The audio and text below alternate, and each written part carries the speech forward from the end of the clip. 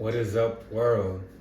This is a brand new podcast, a brand new Cultures Interlude podcast called The Real Talk.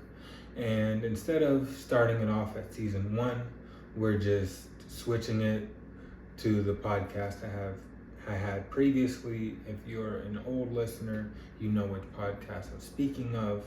If you're a new listener, welcome to the Real Talk podcast, or not even the Real Talk, just Real Talk podcast.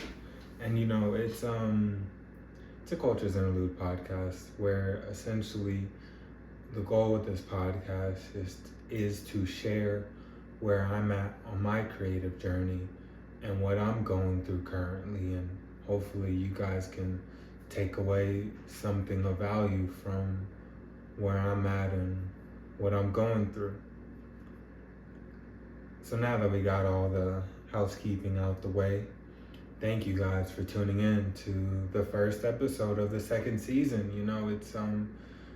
It's exciting to have something you've made be continued, and realizing that it's really in your hands to keep it going. Like, it's up to you if another episode gets recorded or not. Like, it's really your responsibility, when I wouldn't want it any other way, honestly, because so much is out of our control.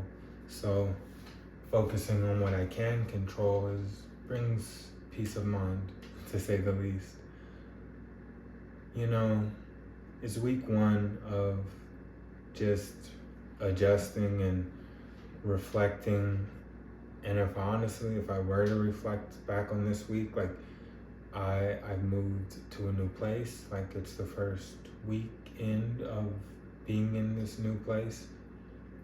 And that's, I really am enjoying like the freedom I get. But in that freedom also comes like other responsibilities, like maintaining the income needed to live in this new space is probably the biggest. I wouldn't even call it an obstacle, but I'm doing my best to find creative solutions so I can continue, to live in this space. For those who are new here, I should probably introduce you guys to who I am, the person talking. My name is James Morgan. I am no longer an LA artist, although I was raised in LA. I decided to leave because, I feel like, especially if you grow up there, like, it's good to get out of LA just to see other cultures. And LA being as diverse as it is, you do get exposure to a lot of different cultures, but it's not the same as if you were to leave LA and like go somewhere else. So I decided to do that after about 20 years of living there. I moved there when I was 8 years old, and I thought, oh, I'm gonna spend all of my 20s in LA, but it turned out exactly how it was supposed to, I suppose.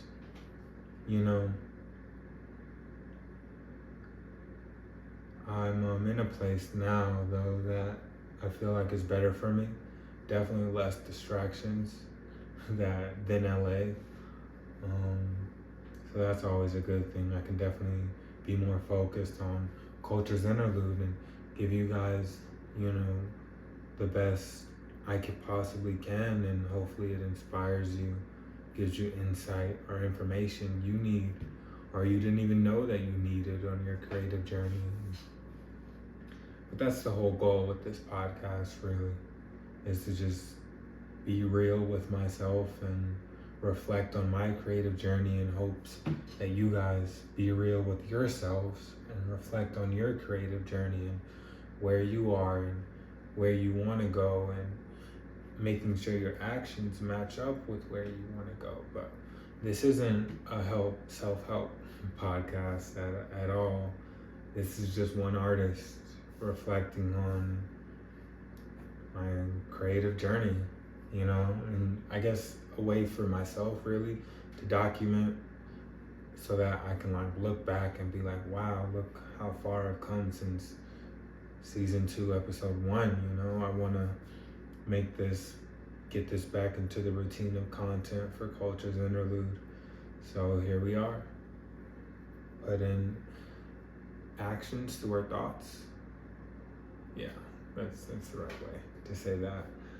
I'm in an interesting place in my creative journey because after listening to this audiobook that will be linked in the podcast description, I've decided to change my whole approach to creativity, really, and not make it a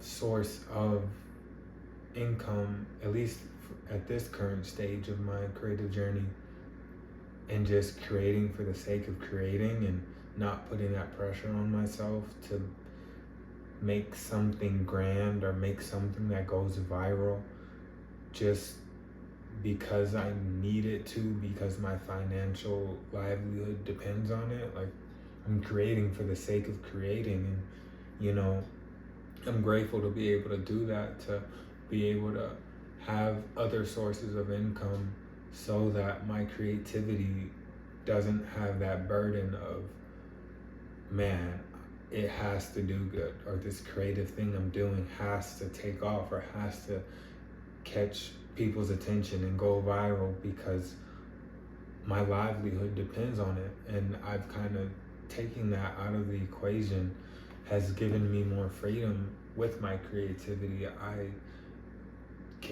literally just make what I want because it's not about the financial gain for the creativity. Yeah, eventually, with enough practice and enough, not even practice, but just enough time spent on a certain creative task will get me noticed. And I know it will. It's about, honestly, this week has been a test, not even a test, but a reminder. And reflecting on this week, I'm remembering how important it is to stay faithful, that what you're doing creatively will take off, or will be recognized and will be noticed, because you don't, obviously, as an artist, you don't put in time and energy into something just so that no one sees it, or nobody, and it's not even that you make it for other people, really. Whatever level you are at, whether you're just posting something on social media to be seen by the people that follow you, or whether you're hanging something up in a gallery or an exhibition.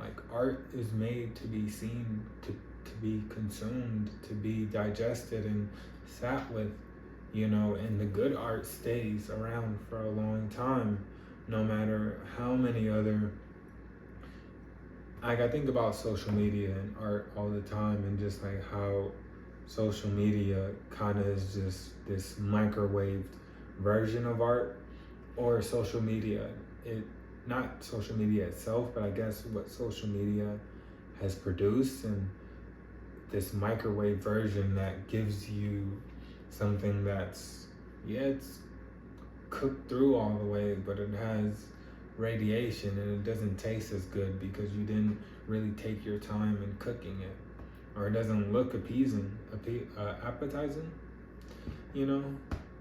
That's not to say all content is like that. There's a lot of creators out there who take what they do very seriously, and they put time, energy, and effort into what they make. And I just want to remind them, and this is really for myself, but that how many eyes you get on what you make doesn't determine its value, or doesn't determine the quality of it. You determine the quality of it. You determine the value of it, not how many likes it gets, or how many impressions, or how many people have seen it or engaged with it. Yeah, all that metric stuff, to a degree it does matter, but it's not the end all be all of your creative journey. Don't expect to post one video or post one photo and have it go viral. There's people who have been doing their craft for like 10 plus years and are just getting noticed when you probably, like, think about your favorite artist and when you first heard their music before they were mainstream, and think about how long it took them just to get to that point where you first heard their music, and then the point how that gap between you hearing their music and them going mainstream, whatever that even means. But an artist that comes to mind for me is Brent Faiyaz. Like, I started listening to him, I want to say 2014, 2015. I was like a junior in high school. Yeah, it was honestly when Sonder first dropped, and even Sonder's earlier stuff. Like, no one was on Sonder or Brent then, and if it was like very few people, at least, and especially in LA. And to come to find out, Brent was actually in LA when he made those songs, and like, you know, and the fact that a lot of people didn't know about him, even though he was on the LA scene, like in the clubs, trying to get DJs to play his songs and things of that nature. Like, he still wasn't the Brent the world knows now, you know, in 2024, you know. So just, you don't know when it's going to happen, you know. It's not up to you to know like the how. Just focus on the what and the why of why it is you're doing what you do, and you know, the rest kind of just falls into place.